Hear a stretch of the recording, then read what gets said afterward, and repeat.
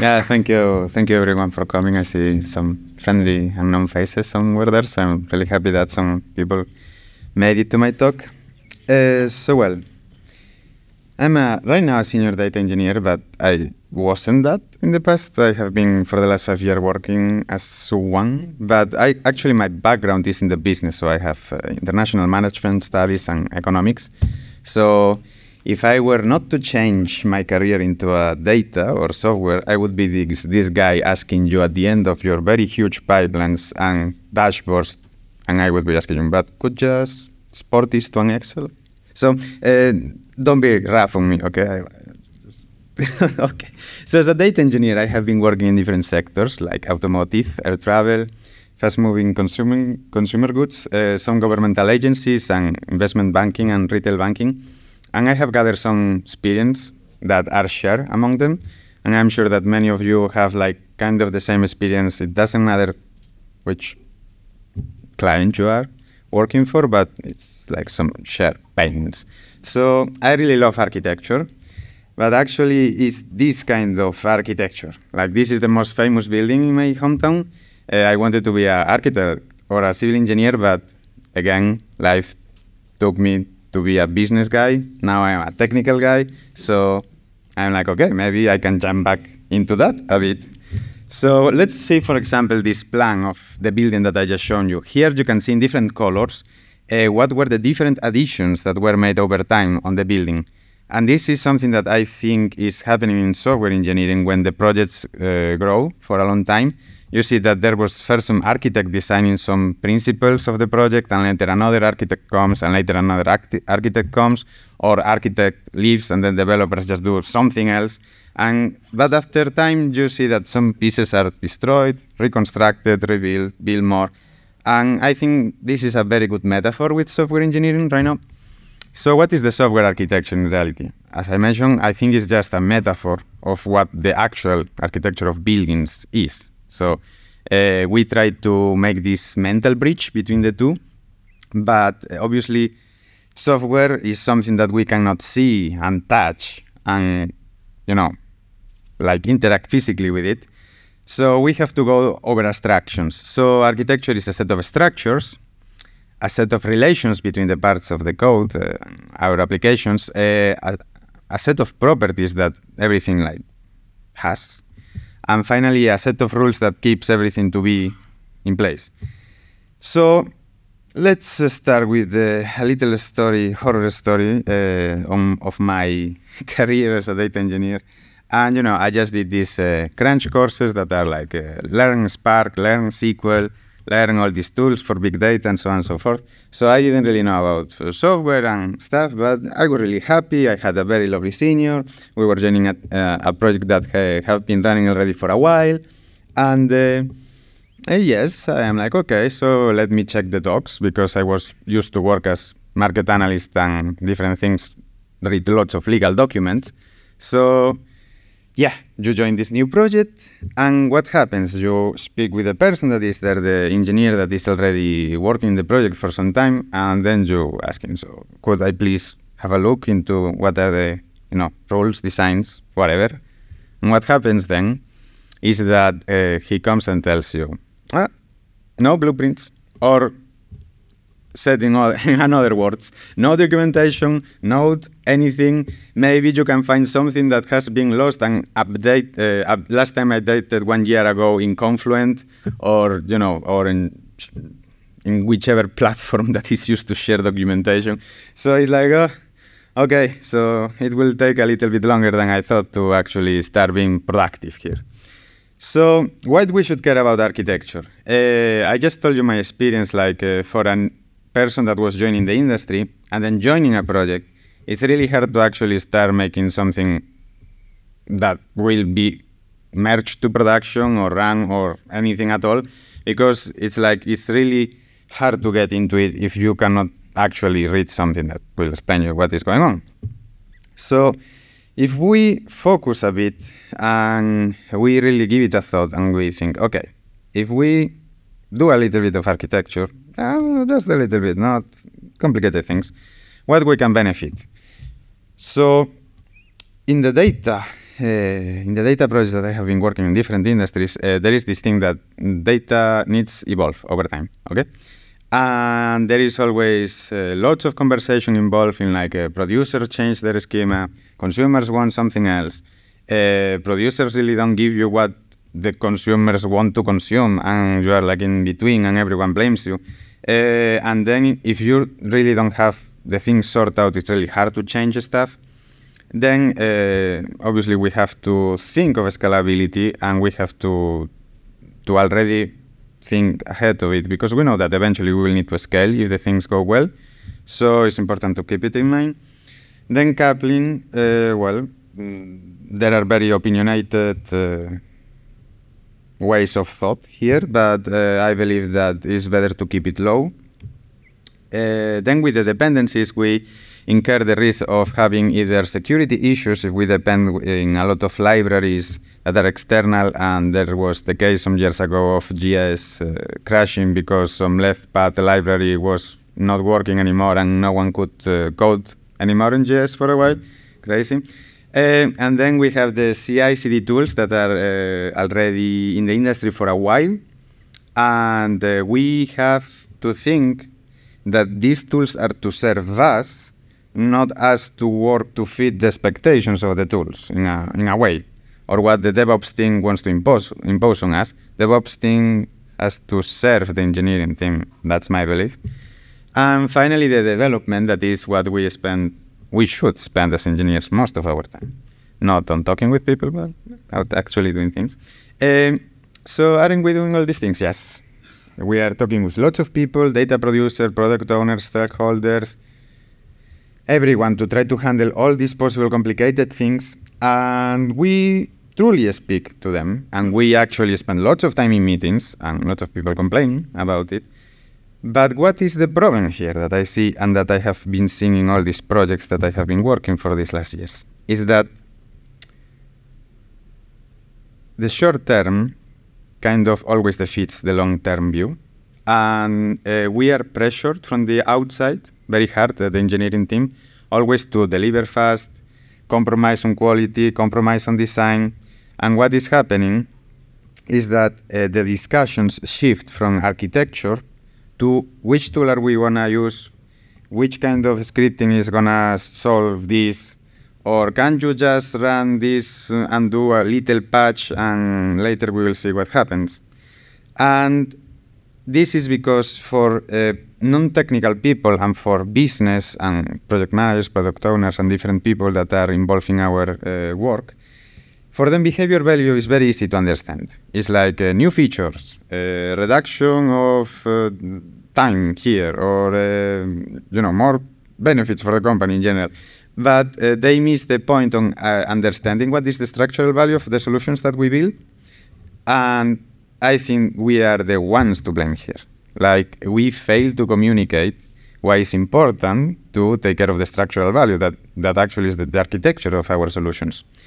And another name that you could give to structural value is that when you forget about it, you end up with lots of technical debt. And also, we don't sell very well technical debt, and there is still a discussion about it, if it's really good or not, whatever.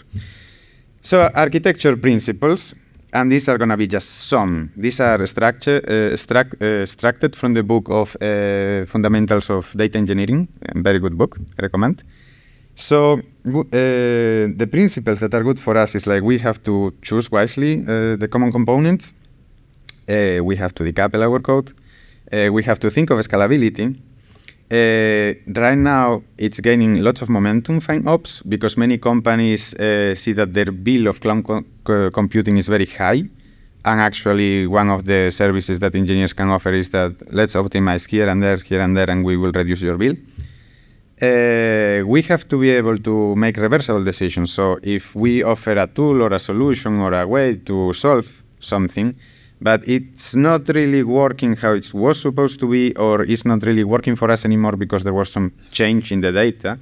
So we have to be able to just take a step back and change direction fast. So we have to be architecting all the time, because if the data needs are changing, your architecture has to be adapting. And in contrast with the first plan that I showed you of the building of a cathedral, There, when you build a building, you cannot just basically demolish entirely and build a new one, if you want to keep something of it, of course. But with software, it's much more flexible in a way. But we also have our like guardrails and our compromises with certain things. But we should be always try to keep the most fluid our scope of work, so we can always like navigate depending on what we are being asked to do. So, a little story here. There are like these two views of how to build the things. You can either build a monolith or you can just do microservices. There are other approaches, but let's focus on these two. And what happens to these two when teams that are working on them forget about architecture?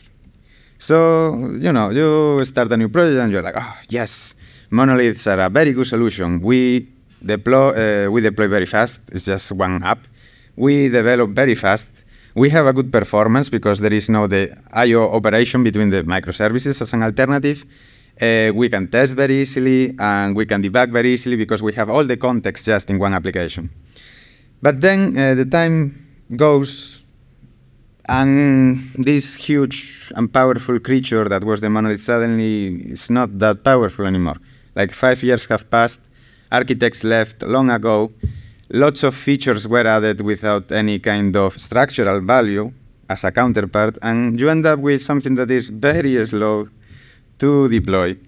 You have limited scalability, you have limited reliability, you have barrier to technology because once you compromise certain stack into this monolith, it's really hard to change to another stack because everything is wired together. It's very complicated. And this is lack of flexibility. So I was just mentioning, let's try to keep the flexibility, like the water's moving around and suddenly you don't have that anymore.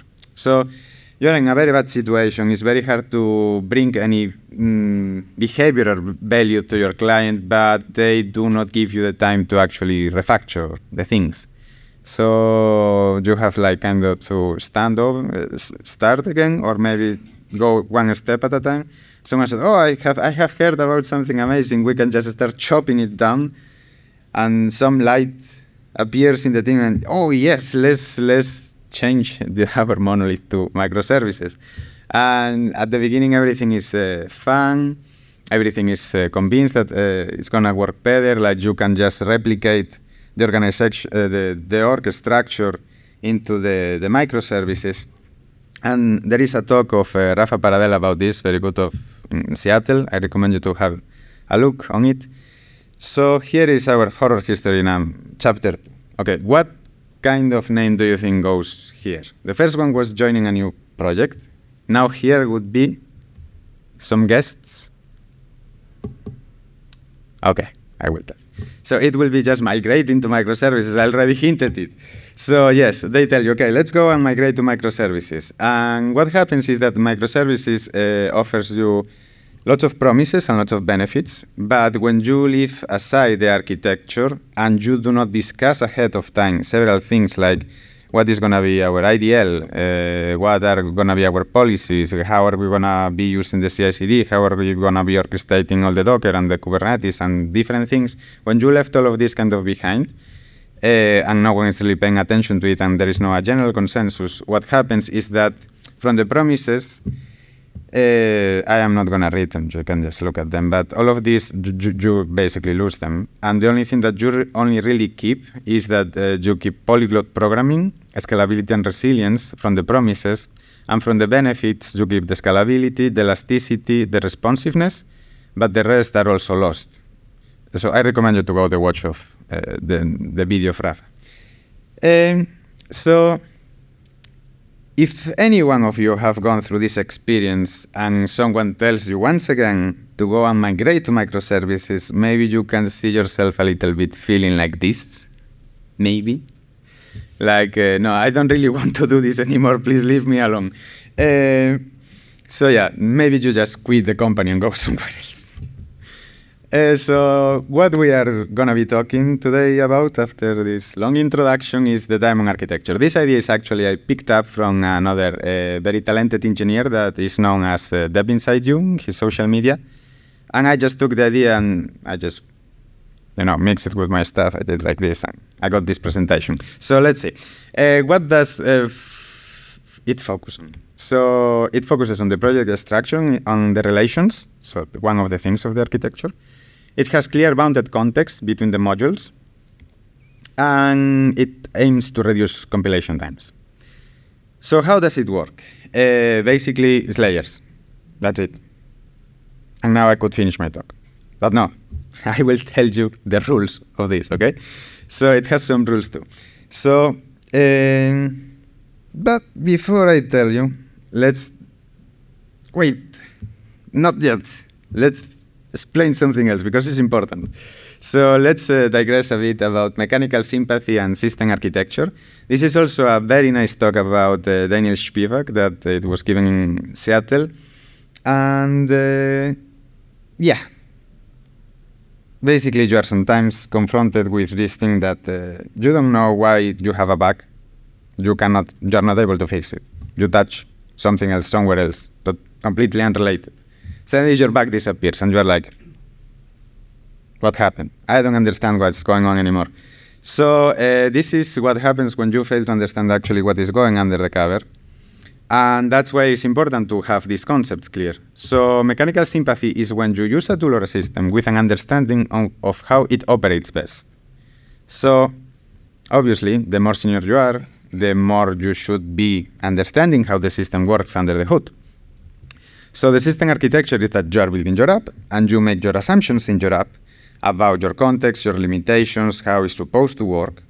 And then you send your code to the Scala compiler. The Scala compiler is going to do magic and probably will change most of your code. And then it goes to the JVM. And the JVM takes your code and throws it to the window, and that's whatever the JVM wants to do. And then it throws it to the kernel. And probably it's going to be some Linux kernel most of the times. So it's going to do also its own things. And finally, it will reach the physical hardware.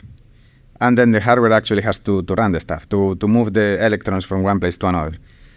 So let's take this system architecture and, you like peel off all these levels and you actually put it in a mirror and you're like, okay, we understand how the system goes. What are the levels of the system?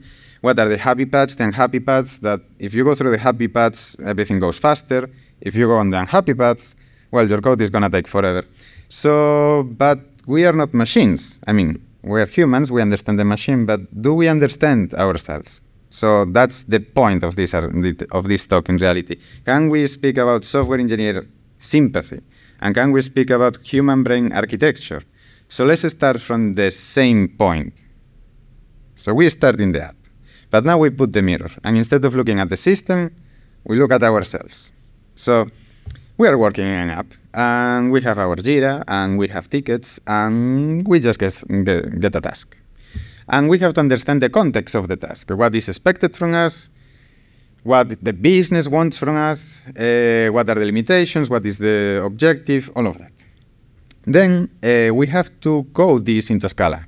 So as I said before, the more senior you are, you should be writing better Scala code, but not necessarily sometimes. So you have your own rules of, okay, to do this, I will use this kind of structure, maybe some effects, maybe not, maybe this, whatever. And then your brain starts acting and it's like, okay, based on my experience, the fast way to solve all of this, based on what I understand from the requirements, is going to be in Scala to do this. So this is actually what is processing all the things and going fast, like your fast decision mechanism. And you probably will not get to the most optimal solution at first. You will just get to the fastest solution that your brain came up with. So finally, all of this relies on the understanding of your brain of both what the Scala does, what all the mechanical sympathy does in the computer and how to optimize the code for that, how the code works for that, but also understanding what is your way of reasoning and giving yourself time and space to think about it. So this is the system architecture of our brain. Obviously, we cannot focus here on the app or on the task. So the diamond architecture focuses on leveraging these three. So how we can work in a way to make usage of the happy paths of our brain, so we get to the right idea the fastest possible with the less amount of energy spent, because our brain doesn't want to work. It's our biology. It will go to the laziest path possible. So let's go back finally to our diamonds, okay? So here is the diamond architecture. So rule number 1, logical layering and ordering. We just chop the code into logical layers that are very easy to understand for everyone, and we order them. So first layer will be the domain. I like domain-driven design. So you have to start from the domain, because if you don't understand your business, bad, very bad.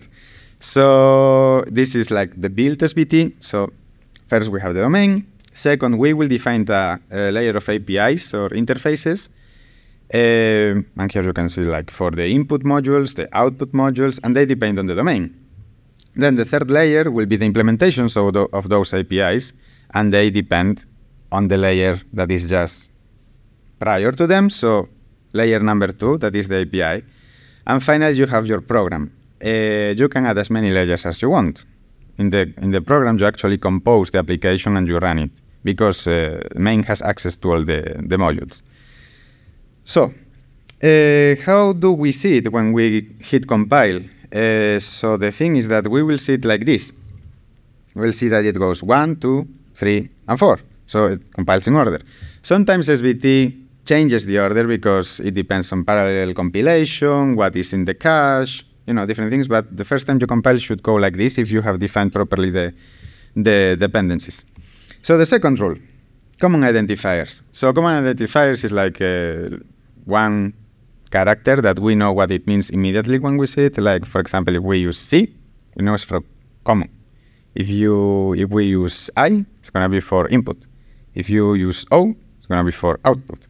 So when we add this into our build, SVT, we will see that now we have all of this. So we have that the domain is common, then we have the input API, the output API, we have a consumer that is an input, and we have an output that is a persistence, and then we have the core and the main that are common as well. The third rule, we will add suffixes for the library names. Each module has lots of libraries, obviously, should have the least amount possible, but there is going to be always a library, like it's the most important library of that module. Like it's the library that it's giving the character to the module, and the other libraries are just helping that one to achieve what you want. So let's add the suffixes. And here we have that our consumer is going to be a Kafka consumer, and our persistent is going to be Mongo. But if you change your consumer to another library, you just change the suffix. Persistence could be Redis or could be any other thing. But you already get this information from the compile log. Fourth rule, no side dependencies. So the dependencies have to be vertical. So layer 2 depends on layer 1, layer 3 on layer 2, layer 4 on layer 3, and like this. But this is rather a strong recommendation because we have to be practical, and sometimes I also break this rule because it's an overkill sometimes. So you just have horizontal dependencies sometimes, but just keep vertical most of the time. Okay. So the fifth rule is explicit dependencies. So as I already hinted before a moment ago, you should keep the amount of your dependencies to the minimum, and you have to make them explicit on your build. And by making them explicit in your build, you don't have to document what are the main libraries of your module, because you already have it on the name, but also the supportive libraries of that module, because you see them already in the build. They are there. So you don't have to document anything, because you exactly that for this module, we will have these dependencies. And the sixth rule is that you have to be always aware of your context when you are doing this kind of architecture. Like the common identifiers, you have to agree with your team which letters you are going to use. It has to be a letter that everyone will recognize almost instantly. So it actually uses the power of the brain of finding the shortest answer to a given incognito question. So, and try different things, obviously. You have to find the fit for your technical team and also for other people that might be getting into the code base and trying to figure out what is going on. So, and here we have our diamond. That's why it's called the diamond architecture. When you put all the dependencies together, it will get this shape of a diamond. And the more modules you have in the middle, it's just gonna get wider in the middle, but still will have like the domain on top. Then it gets very wide, and then it finally collides, like reduces itself into the main. And so let's go once again through the rules. So the first rule is layering and ordering. The second one is the common identifiers. The third one, the suffixes for the libraries. The fourth one, the vertical dependencies. The fifth one, explicit dependencies. And the most important of all, just context. Really, context is the most important. Like, be aware of your context.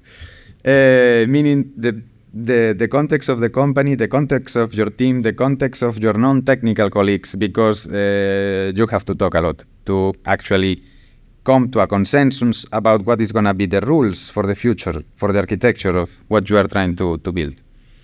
So, I put this on practice myself. I ran a little experiment, and I ran it on Scala 3, and I was also trying different tooling that is available in Scala 3. And if you get, this is the case study, you can go and check it up later, is public. It's still a work in progress. So there are things that are a little bit weird if you start navigating there, but it's a work in progress, but most of the stuff is okay. So you basically clone this project, you open it in whichever IDE you use, and the project structure that you are going to be seeing is going to be this. Now, you don't have any information about the project itself. I didn't tell you what the project is about. Well, you might have guessed it from the name of the project. But if you just go through it for a moment, just give yourself 30 seconds to read through the packages and try to go through the layers, the common identifiers, the suffixes for the libraries. Do you get a general idea of what this project is about? Like, can you guess, more or less, what is it about? Can anyone raise your hands if you are kind of having a feeling of what is going on here? It's clear for you? Yeah, okay, 1, 2, 3, okay. Okay, don't be shy. I am the one that is being recorded. You can lift your hands. So yeah, what about this? Okay, I told you about the C, I told you about the I told you about the O. What is the U? What does it mean? Can someone guess? Utilities, exactly. I didn't have to tell you. You just saw that letter, just one character, and you immediately knew what that module is doing, or what category that module it's the category of that model. So, deepening the idea that we have to go on how our brain works, let's see what Scala 3 offers us in that regard. So I will be here focusing on the syntax. The syntax have been redone in Scala 3 from Scala 2, and I think it aligns very well with what I have been explaining by now, that is trying to optimize how our brain works. So, the intersection type is a new type created, and is this ampersand that is right there in the middle. And everyone knows what ampersand means. It means and. So it's going to be this and that, and it has to be both at the same time. And we know that for something in Scala to be two things at the same time, you basically have to declare something and extend or mix in the two traits that are in the type. Easy peasy. The next type is going to be the union type. And here we just have this symbol. It's also very easy. We understand it, that it means or this thing or that thing. It can be this thing or the other, but not both at the same time or none of them.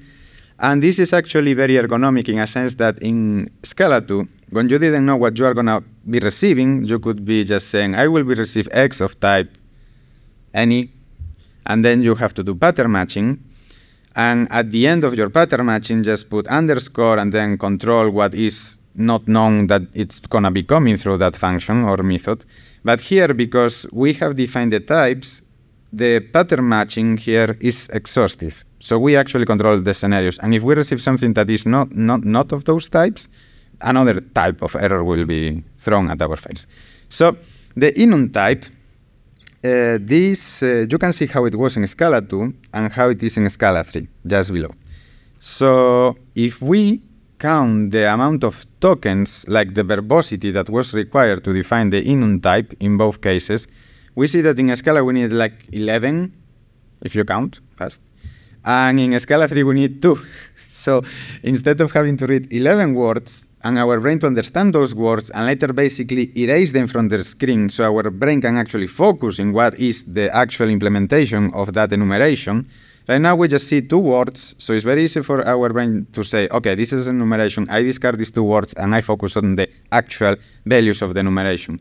So we are optimizing our brain. In the control syntax, we had also more tokens in the past in Scala 2 that we have in Scala 3. So we also go from 8 tokens to 3 tokens. So it's like a reduction that is basically reducing the verbosity, but still is very explicit in what it means and what it does. So for our brain, it's very easy to pick up and optimize. Now, the contextual abstractions and why the implicit keyword had to go away, because implicit meant too many different things in too many different places. So if we see Scala 2, I'm not gonna show you here code anymore, but it's just like an approximation of the amount of tokens. So we go from 1 to 1 in the implicit values, from 3 to 3 in the using, so like the same amount of tokens in reality, from 6 to 5 in the implicit conversions, and really the one that was better optimized was the extension methods. But the point is that we are not only reducing the tokens here, but we are also creating specific words that have a restrained meaning, a concrete meaning. So when we see this word, our brains know exactly what it is. When we were seeing in the past in Scala 2 implicit, we need to not only think what is going to be happening, but we also need to think where this word was being used and for what. So we needed to have a bigger scope, like a processing of expanding the scope and later contracting the scope to actually figure out what this implicit was doing or what kind of implicit it was. Well, now with the words, because they have concrete meaning, our brain can think about them faster. And just as an example, extension methods now, I find them really beautiful because it's really easy to define them now. It's not verbose at all, and you can write this beautiful Spark DSL of your own and dot notation. So I really like it. I really like this style. So moving forward. Scala 3 syntax gives us some benefits regarding of how our brain works outside of code, because these are mechanisms of our brain on everyday basis. So it's friendly for our mechanisms of our brain, and it's clear, has a clear meaning. So once we really know what it means, this word, we do not need much context to understand what is really happening. Now, tooling. Tooling is going to help our architecture by keeping the rules on check, the rules and the properties, rather the properties of our project. So we have been focusing on rules for a while, and now we will focus on the properties. So the tooling, we have some tooling available in Scala 3, but here I will cover just a bit of it. So we have the Scala formatter, so we don't have to argue with our colleagues how we format the code anymore. We just come to an agreement, and then we configure a Scala format, and then it does it for us. We don't have to go anymore and do it ourselves. The Scala fix does some refactoring and lighting, so the same. Once you come to an agreement with your colleagues in your engineering team, you just run it on the CI/CD, and you forget about it. You don't have to argue anymore if 2 indentations, 4 indentations, curly braces open here or there, doesn't matter anymore. Then you have the SVT explicit dependencies, that is a plugin that helps you, actually, when you run it, helps you identify the dependencies of your modules that are not explicitly defined in the SVT build. So you don't really have to go and do the investigation, like I have to define all the dependencies here. You just run this plugin and it will tell you, you are missing these ones in the build, just add them. And this gives you a side benefit, because when you don't keep the modules together, I mean the dependencies separated between them, you can even if 2 modules depend in the same library, in the same version of the library, if the library gets updated for whichever reason, you cannot update it in one module because there is some dependency here that breaks it. But in the other one, it's not this dependency, and you can just update it. You just update it in the other modules and leave this module with an older version of that library, and you benefit from the constant improvements that are being done in the libraries. So you can have the same library in different versions in different modules because they are independent between themselves. And then we have the SBT coverage that covers your tests, and I find it very useful if you, for example, set targets for each module. Like there will be modules that there is no point really to test it, so you can just set targets for each module, and one module can be 0% test, but another module you need like 80 or 100% because it's critical. And then you just set up module by module. So what we have learned here today, let's go a little bit back to the beginning. So if we think about architecture in a way of properties and rules and compromises that we have to reach among the people involved into the project, for the evolving data needs, we have the second layer, APIs, that will help us to actually expose the code to ourselves, to the implementations of the modules, but also expose our code to others if they want to consume our model. So we are doing mental work for ourselves to be disciplined, but we get for free that our application, it's going to be already kind of exposed to others because we have the API done. So it's just one step ahead to make it public to the rest. And there is also support in Scala for IDLs that are very good for these kind of things. Then for scalability, we have modules. We can deploy our entire application, even if it's multi-module, as a monolith, because we just generate a huge jar and you just execute it. But if you really need to scale one of the parts, you just remove that part from the from the jar.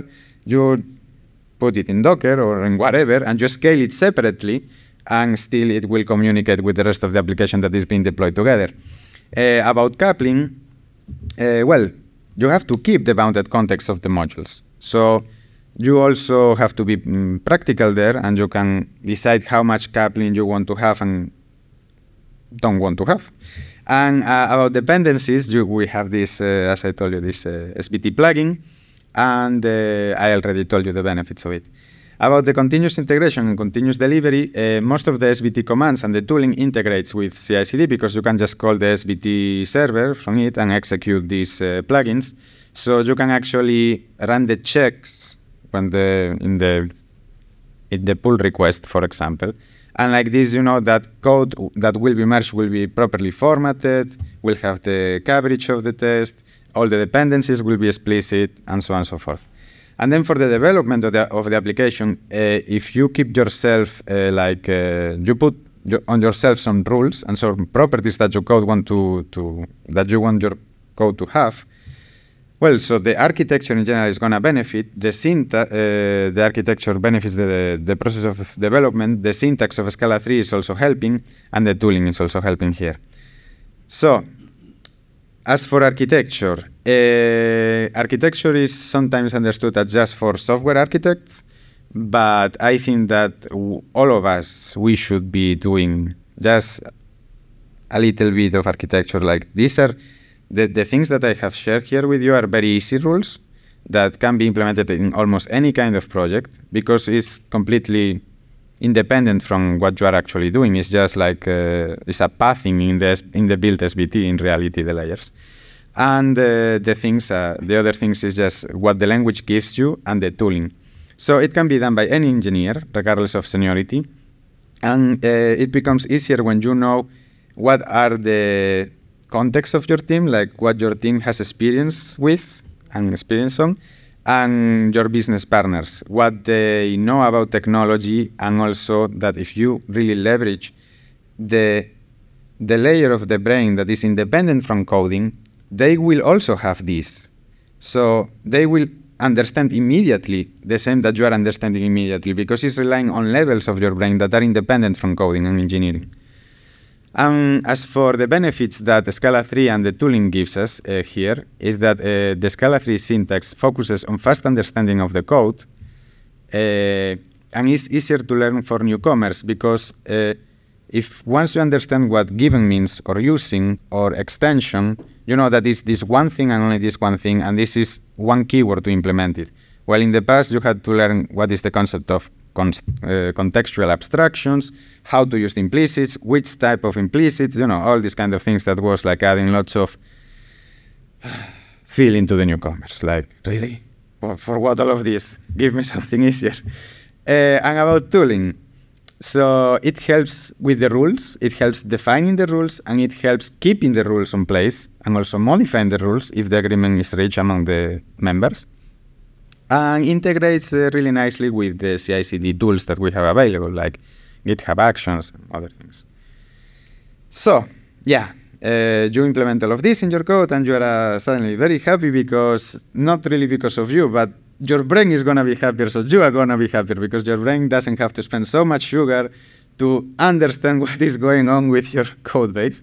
But the thing here is not just for any person, like any one of you.